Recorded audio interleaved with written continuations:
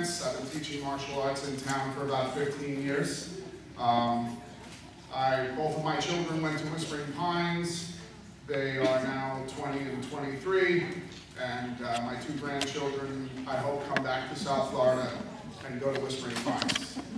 I love the school, I always have. I still have the sticker on my car, and my daughter's a second year in college, so buy the sticker and get yourself some t-shirts tonight as well. I've worked with a lot of kids over the last 15 years, everything from pre-K to high school and beyond, working with a lot of adults. I have a lot of familiarity with what goes on in our community with regard to bullying, and so that's why I'm here tonight. I really want to see if we can start to make some progress on this problem that we have in our community and every community around. Our community's not better, it's not worse, from my experience, but we are lucky for a lot of the problems that we have to confront because, generally speaking, we're not in Hialeah where we have to deal with guns and knives and things like that, but it gets ever closer to home, and if we don't do something about it, we know that it's going to progress to that level. We just kind of already know that. So I wanted to start out with some basic statistics to hopefully perk up your ears a little bit. The first one is 1 in 4 children are right now being bullied.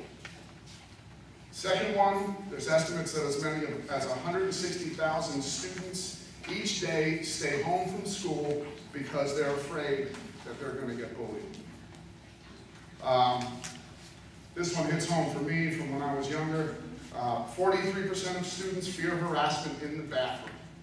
That's almost half the students. On average, 282,000 children are attacked by a bully each month. Okay, now it's getting physical. 1 in 4 girls and almost half the boys have been in a physical fight as a result of bullying in their lifetime. And to show the other side of the coin, 1 in 5 children admits to bullying someone else themselves. Okay, so we need to address, as adults, what's going on with the kids.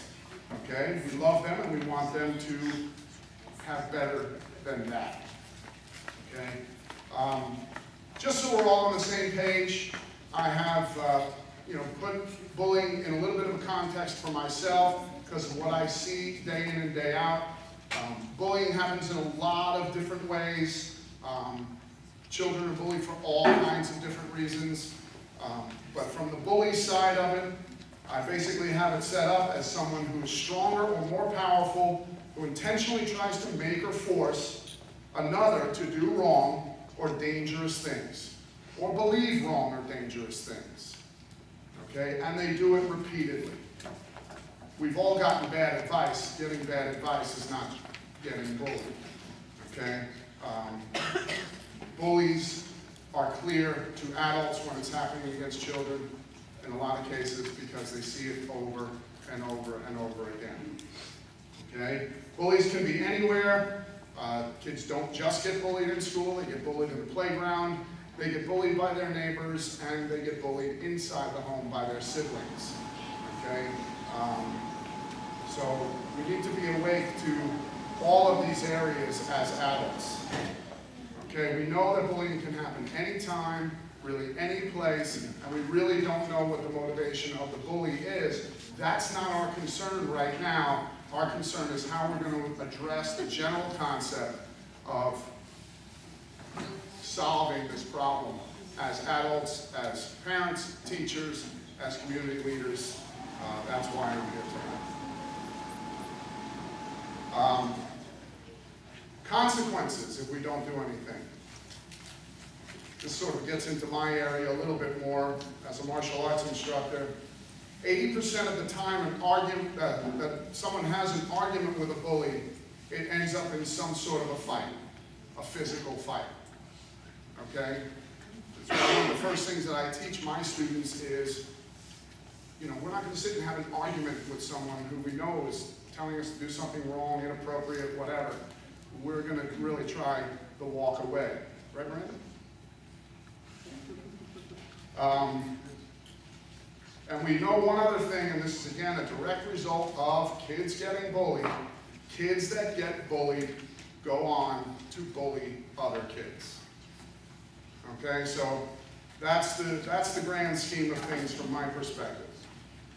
What we want to do is we want to understand how the parents, teachers, and the community leaders can work together to make something happen to fix this problem. Okay? We have to get rid of some wrong perceptions. Bullying is a normal part of growing up. Yeah, bullying is a normal part of growing up. That doesn't mean we should accept it. It doesn't mean we should do nothing about it.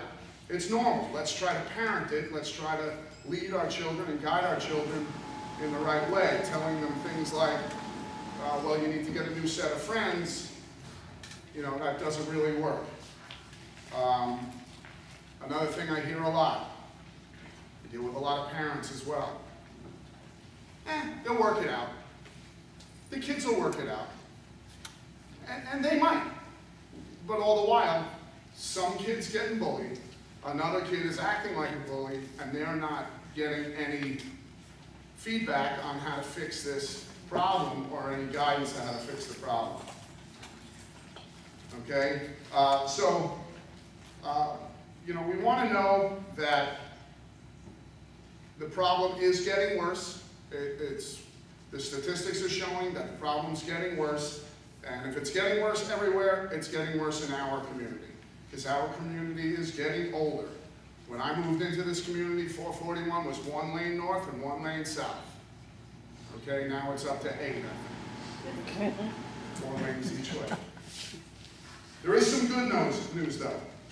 In schools where there are bullying programs, bullying is reduced by 50%. Okay, that's a fact.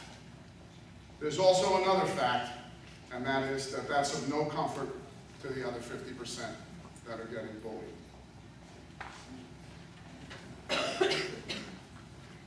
What I'm trying to get across here today for you guys is we need to develop a community approach. Okay? You guys absolutely should be commended for showing up tonight as parents, and I certainly think that the PTA should be commended for bringing someone who's going to try to enlighten you a little bit on what's going on. I can't provide you with the solutions, okay? There are programs that are advocated by the National PTA. I've tried on several occasions to find out exactly what the curriculum is in Whispering Pines. If there is a specific curriculum, find out from your teacher what it is. If there is not, well, that's certainly one of the things right away that as parents in the school we need to get doing is make sure that we are putting a curriculum in, okay? Teachers need curriculum. They can't just figure it out on their own. It's not fair, okay? Most of the teachers are very smart and they're going to say, that type of behavior is not going to be accepted in my classroom, and they can't, of course, you know, I remember back in the day when the fight started, teachers can't be referees, they're not fight judges. You know, we don't want it to get to fights. They're not supposed to be security guards. So let's come up with some ideas where we can stem the tide of what's going on. Once we figure out exactly what Whispering Pines' approach is, okay, and if you have children in middle school, inquire in your middle school, see what's going on in high school as well. Once we figure out what the approach is, in your family, you have to get together and decide how you're going to address this. It's going to happen. Almost every child at some point in their life is going to get bullied. Even adults get bullied. Okay, so we have to figure out a way to address it, and let's try to be proactive about it. Okay? If you have a fire plan in your house, there's no reason why you can't have a bully plan in your house. Okay? Get started working with your child on what you think the approach should be. I only want to encourage you is to not have it contradict what the approach is going to be generally in the school. Again, just to reiterate real quick, I want to encourage you, don't have that attitude where it happens to everybody and it'll go away, or they'll work it out. It's okay for you to believe that, but don't use that as an excuse for inaction. Don't use it as a reason to do nothing about the problem. The bullying program that is endorsed by the Department of Health and Human Services and the Department of Education, and also by extension, and Mrs. Haas can corroborate this, the National PTA gave me some paperwork on what they have to offer as far as bullying, so I don't know if that's an endorsement of it or how that works exactly. But in the program that they're endorsing called Stop Bullying Now, they preface it by saying that prevention messages will be more effective if they come not just from the parents and the educators, but also from outside people, okay? And that's also a place where I've always tried in this community to help as a martial arts instructor. Okay, the call to action through the Stop Bullying Now program is basically 4 things. The first one is, quote, "We will not bully others." Okay? That takes away the source of the bullying. If you're not a bully, and I teach this to my students all the time, I want my students to be the superheroes in the school. And as everybody knows in a good superhero story, sometimes that good superhero goes bad. And I encourage my students all the time, because I do teach my students very dangerous things. Make sure that you know how you're using this and why you're using it, and that you're using it for the right reasons. Okay? We want to make sure that we're eliminating the number of bullies. Okay? It's difficult to think that maybe your kid is doing it. It's difficult. I understand that. I have 2 very strong kids, both girls. There's no differentiation, not a great differentiation between boys and girls as far as bullying. Maybe it's different issues, but it's happening. Everybody knows about Mean Girls syndrome, and everybody knows about, what was it? The kid who bullied Cindy Brady. Anybody? Buddy Hinton. What's his name? Buddy Hinton. Buddy Hinton. Buddy Hinton. Mrs. Haas, we're getting old. Everybody. What? They know. Everybody over the age of 45 knows Buddy Hinton. If you're under, and you all appear very young by them, so I apologize. Anyway, we want to make sure that we're addressing this idea of what they refer to as social combat. And number 2 is, quote, "We will try to help students that are being bullied." That just means simply we have to recognize what's going on. We have to, as parents, put our antennas up a little bit higher and really watch a little bit closer. We all know that bullying happens in dark corners. It happens when it's perceived that you're not looking. It happens in my school, in my martial arts school. It happens. It happens everywhere. But for some reason, it never happens when I'm looking, right? So if you're a teacher, I'm sure you have the same thing. It's really kind of appalling when you actually see it. In the television show my wife and I like to watch, Parenthood, they had the mom actually saw her child being bullied, and it's really kind of appalling. Step number 3, we'll make it a point to include students who are easily left out. This addresses some of the major problems where bullying comes from, and that is just simply some kids being different. Okay? We live in a society now that we have racial integration, we have mainstreaming, we have all kinds of things where people are put together. This is a great thing, in my opinion. Okay? All children should be together, and all children should learn, just as all children should learn to lose at checkers, all children should learn that other kids are going to approach things in a different way than them. They might see things in a different way, so on and so forth. It doesn't mean that now it's time to start being mean to them. Okay? So This stuff seems to make a lot of sense to me in this program. And the last one is, if we know someone that's being bullied, we will tell an adult at school and an adult at home. Okay? I love this because it just doubled the chances of somebody doing something about it. Okay? I was talking to Mrs. Haas, my wife, the other day, and I said, well, maybe it's not so important if it's not happening at school. Maybe it's not so important to tell the teacher. And then she talked me through it, as she does oftentimes. She talked me off my ledge. No, that's there for a reason, because if somebody else knows, they can watch out for this behavior, even if they just know the behavior, even if it's not the kid. You know, so we all need to perk up, start paying attention to these particular guidelines. Let me suggest to you to do this in your house, in your neighborhood. Identify the hot spots. Where is this going to happen? Okay, when my children were teenagers in this town, I spent my Friday nights, and I know it's kind of weird, but I'm a martial artist, and it's sort of how I make my living. I spent my Friday nights patrolling Sandalwood Plaza. I did it. Somerset. It's not much different now than it was then, but I was patrolling it 3 or 4 years before there was constantly a patrol of police cars there. Okay, so we need to be ahead of those thousands of phone calls that are required before they'll put a patrol car there. You know, let's try to, as parents, you know, let's face it, you guys are here for a reason. You're here to get something out of the meeting, okay? If you get nothing else out of the meeting, keep your eyes out for this type of behavior, okay?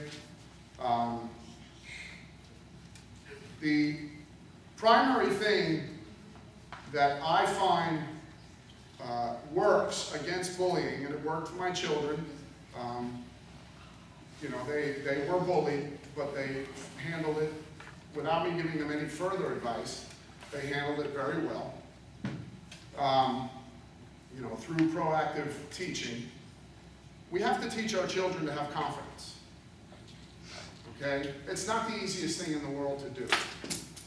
A lot of times we just take for granted that if they win some championships and get some trophies, they're going to have confidence. They're going to feel better about themselves. If we get them a new shirt or a pair of sneakers that they want, they're going to feel better about themselves. As adults, we should really know better, because do we feel any better about ourselves when we get new clothes? We look at it and like, still the same person, you know, shinier suit.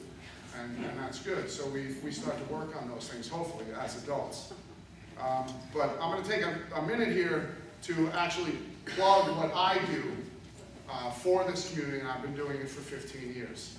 I don't have a big, shiny martial arts school. I have a martial arts school that teaches real martial arts to real kids, okay? That really might need it someday. That's sort of an integrity thing that I have to deal with every day. I teach self-defense, which is why I came here, right? But I'm not teaching you self-defense right now. But I might teach you right now to establish one of the most important things that you will ever establish for your kids as far as self-defense. Develop confidence. Sports are great for building confidence. I was the captain of my baseball team when I was in high school. I was bullied. I played basketball every morning when I went into school. There was this kid, he was actually smaller than me, and he would call me a name. Okay? I found it to be particularly insulting because at the time, I had to wear a crew cut, because my father wouldn't lay out for a big haircut. You know, it was $6. Okay, 50 cents for a crew cut, good. I had to wear a crew cut.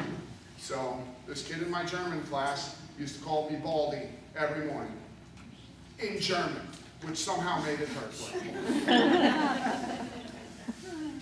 Because I was the only one that really knew what he was saying. You know, a couple of the other kids in the class obviously did. And that was a fist fight every morning for me for about 3 or 4 months in school, until at some point the school administrator said, this is going to stop or you're going to get suspended. That's the way it works. Nowadays, kids can't have fist fights in the hall. They're automatically suspended. right away. So again, that's more reason why we need to have a program to deal with it, because back in the day, you might have said, well, those kids will work it out. Yeah, we worked it out, and most of the people that I know that say that, we worked it out through a fist fight. And your kid is going to get suspended from school if they get in a fist fight. And they're the victim of the aggressor, that's getting bullied. So that's, and that's the way it has to be. It has to be. We can't have school be hand-to-hand combat. I think that came to realization a long time ago. But we know that sports build confidence, and that's great. And again, this is, in my opinion, there's nothing that's going to match the feeling of having a real skill set where you feel that if someone tries to hurt you or attack you, you will be able to physically defend yourself. Okay? And I believe that my students feel that way. I did an impromptu poll of my students over this past weekend and Monday and Tuesday, and I asked a few questions: who've been bullied? Straight across the numbers on, on this sheet that I just read to you. It was actually definitely more than 1 in 4 had admitted to being bullied. It was about half, and that was in a public forum, so some of them might not have been willing to admit it. And I asked the question, who was bullied before they started taking martial arts? Who was bullied after they started taking martial arts? It went down almost 9 out of 10 of them were bullied before they started taking martial arts. Afterwards, there were some that had been bullied. But the question that I really wanted to get to was, who feels like they can handle bullying better now that you are taking martial arts than you could before you're taking martial arts? Do you feel it's helped you? And it's easy to say that almost every child raised their hand. There's always a couple of Huntsman voters, but every child raised their hand, pretty much. And this is in my industry, and it's a pretty common knowledge thing in my industry, and I'm happy to bring it out to you guys tonight. We want to give the kids a real chance of getting away from a bad situation. To quote my own website, which you're welcome to visit, www.eastcoastkempo.com. In this day and age, children need to have the confidence to walk tall. Give that confidence to your child. Try to make it as real as you can. Please understand that trophies are not doing it. Okay? Bullies can read this kind of confidence, and they will choose to pick on somebody else. Okay? It's just like the common sense. If you lock your car door, that's one more thing in the way of a thief. If you lock your front door, that's one more thing in the way of a thief. And we want our children to be safe. It's going to take a long time to get through this. Like I said at the beginning, it's certainly not as dire in our community as it is in others. For them, it's too late. For us, it's not too late. Okay? So I want to encourage you guys to start asking around the school, at all your children's schools, what they're doing. Okay? I want you to get together with your family. If grandma and grandpa help, get with them, get with everybody in the family, decide how you're going to do it. Please don't accept bullying among siblings, okay? And, lastly, involve the community, and I'm happy to be here for you guys. If anybody has any questions, I'll be happy to entertain them. If you have anything personal, I'll be happy to talk to you afterwards. I'm going to stick around for a little while. I want to certainly thank the PTA for having me up here. I hope I haven't bored you guys too much. And Mrs. Haas, Mindy Haas, who is, you have some sort of title with PTA, don't you? I should know what it is, but is it future president of National PTA? No, not anytime soon. Good, because I keep seeing I used to be a president here at Whispering Pines. I was also county council president for Palm Beach County, and I'm vice president for regions and councils for the state of Florida. Vice president. too, because I missed her sometimes. I want to thank you guys for listening. I sincerely appreciate it. And again, please support your PTA. I know I'm preaching to the choir here, but tell your friends that they missed something good, even if you didn't think what I had to say was so great. Tell them they missed something they won't. Okay, thanks a lot.